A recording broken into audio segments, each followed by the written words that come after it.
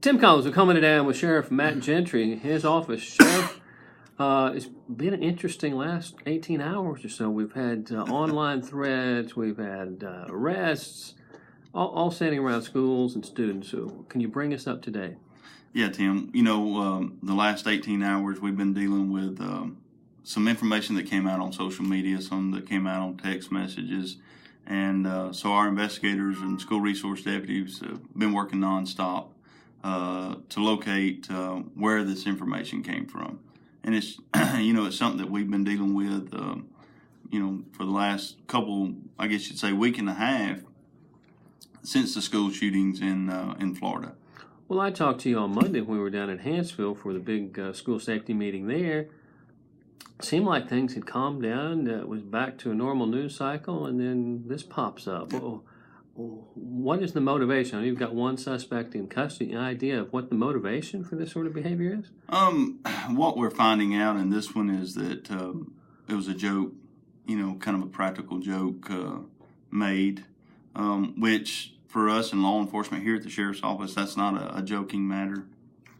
What we're seeing with our kids today, they see something on social media and they think it's funny and they think it would be cool to do it here, and they put out, and then the next thing they find out is we take it very serious. As the sheriff, I'm very serious on this. You're talking about our most valuable resource, and that's our children.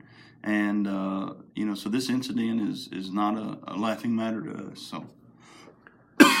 Well, yeah, I don't think it's a laughing matter to anybody. I've had tons of people who commented, called, text me, and it's almost like there's two tiers of things. Yeah. One is the honest-to-goodness threat where there's somebody with a gun at a facility. And then there's what I'm going to call nuisance acts, which I think this falls in this category. But the way everybody has to take that is it's for real. No, it is. It's a serious incident that, for us is very serious. Our investigators from when I started getting calls at 8 o'clock last night, and if you can tell, I about lost my voice. From 8 o'clock last night till today now, we're still dealing with the incident.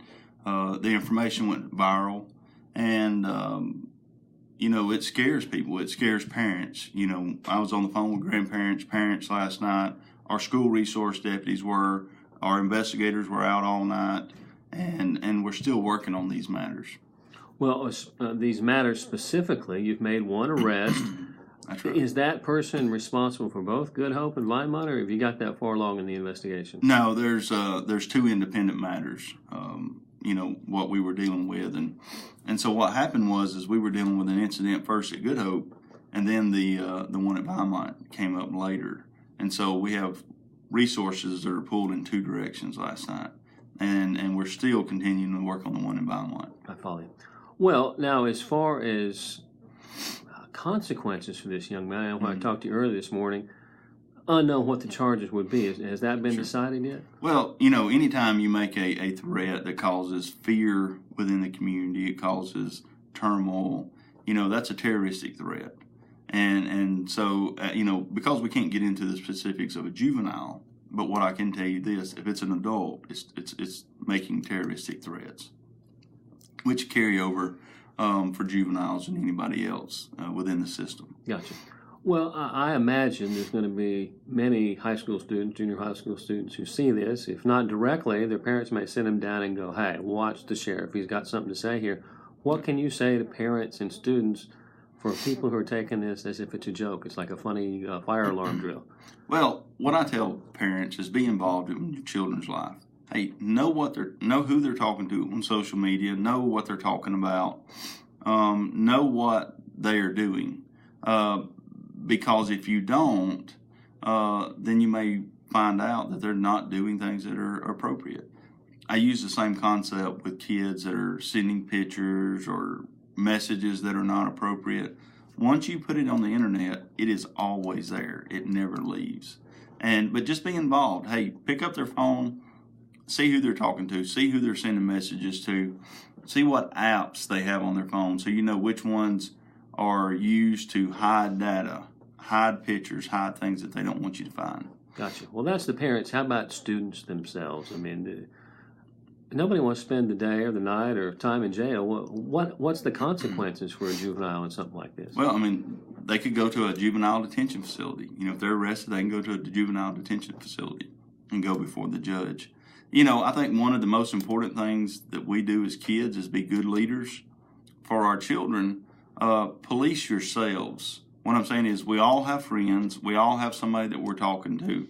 There's some indication that, hey, that they're going to do it because they're going to tell somebody. They're going to talk to somebody.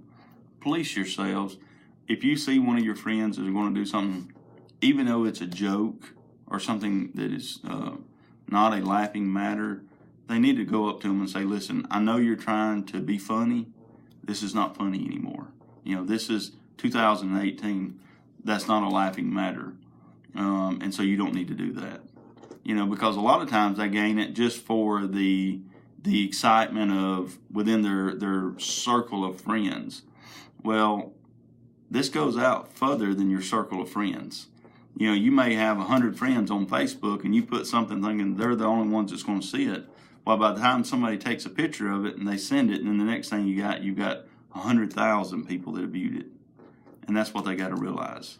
Well, and there's a cost factor in this. You take school resources, that's superintendent, staff, principals, teachers, students, law enforcement. You start adding up the man and woman hours and what that's worth in dollar terms per hour. A ton of money was spent the last 18 hours. That's right. And there's a lot of resources. There's a lot of money that's went out. You know, but for us, we don't look at it that way. We don't look at it as what's being spent. What we look at is, number one, our top priority is our children. I've said it a million times. Our children are our most valuable resource that we have. And we at the sheriff's office, when any information comes out, we take it serious. And we are going to dedicate every resource we have to protecting our children. There's no doubt about that. Gotcha. Well, we believe that the Good Hope suspect is in custody. That's correct. And that's that. Up in Vinemont, it's still an unknown factor. Anything you want to say to that individual that he needs to hear or she needs to hear at this point? Well, the biggest thing is what you might have thought had been a joke is not a joke. Sometimes it is better for punishment if you step up and say, I did something, I thought it was funny, and I realize now it's not so funny, so I just, you know, you may have to take your punishment. But if you don't, then what I can tell you is this, that we're not going to stop investigating this.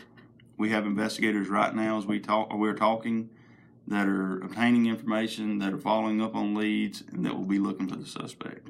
Sheriff, thanks for talking to me. Any other final thoughts? Anything else that's a loose end here that we need to know? The main thing is there were precautions in place. There are precautions now. Our children are safe. That's our most valued resource and our top priority for us at the sheriff's office. Sheriff, thanks for talking to me. I appreciate it. Thank you.